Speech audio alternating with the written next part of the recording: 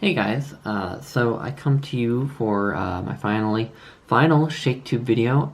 This is a read-along of a bunch of Shakespeare plays hosted by myself, Jason of Old Booth Chapter and Verse, and Steve Donahue.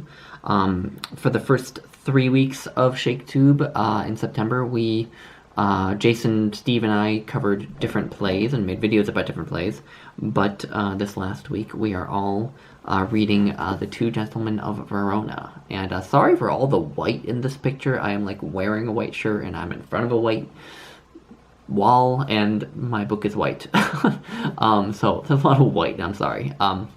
Anyway, you're gonna have to deal with the boring colors today. So The Two Gentlemen of Verona may very well have been Shakespeare's first play, and it is widely regarded as his worst, and I am by no means going to contradict that assessment. It is pretty bad. So basically it's about two men named Proteus and Valentine, and they are from Verona, and the main plot of this play is that these two men decide to travel to Milan to kind of make their fortune there. And Valentine goes first. Proteus follows him a little bit later. But Valentine goes first and falls in love with Sylvia, who is the daughter of the Duke of Milan. And then a little while later, Proteus follows him. And Proteus had been in love with a woman named Julia, who's from Verona. But when Proteus gets to Milan, he all of a sudden falls in love with Sylvia. And it's sort of about both these men trying to get Sylvia to marry them, and trying to get the Duke's permission to allow Sylvia to marry them or one of them, because the Duke wants Sylvia to marry this man named Thurio. And on the side, there are a couple of servants, Launce, who is a servant of Valentine, and Speed, who is a servant of Proteus. And basically they're there to kind of just make fun of everyone.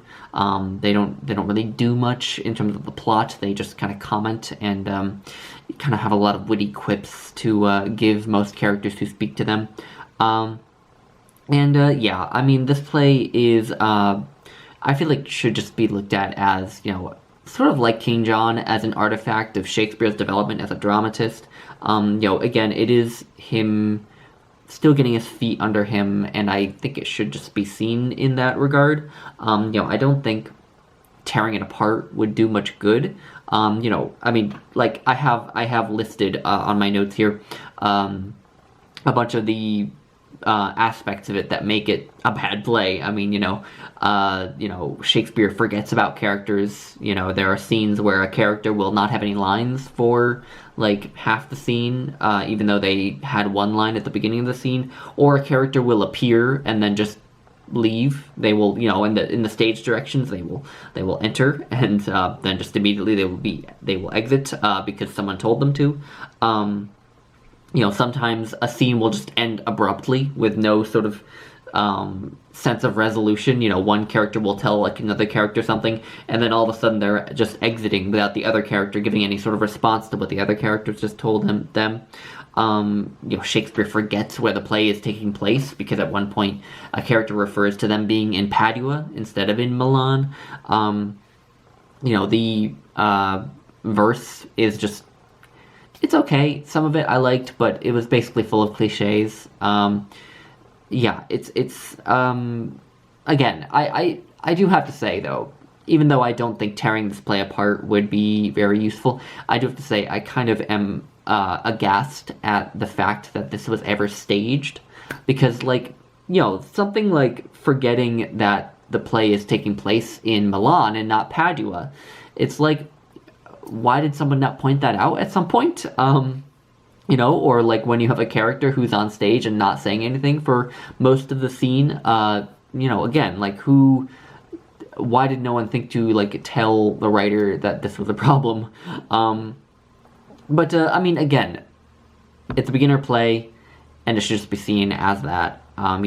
Launce and Speed, the two servants who basically do nothing but make fun of the other characters, are, I think, pretty funny, pretty memorable, actually. I could see some actors having a lot of fun with those two roles. They have a lot of quips, really fun quips. that basically just sort of deride the other characters and the sort of melodrama that's going on with them. Yeah, so I mean, I picked this play, so, like, I shouldn't be the one talking about how it wasn't a great choice, but, you know, I thought it would be fun for us all to read Shakespeare kind of at his worst. And I'm not sure, maybe I regret that a little bit, because I just feel like I don't have too much to say about this play, because it's just, you know, there are a lot of elements in it that would go on to be very important in Shakespeare's other plays. You know, you have two men fighting over one woman, so that will become important in plays like the two noble kinsmen. You have a woman dressing up as a man. Julia, Proteus's former love, does that. And, you know, Rosalind would, of course, do that in As You Like It.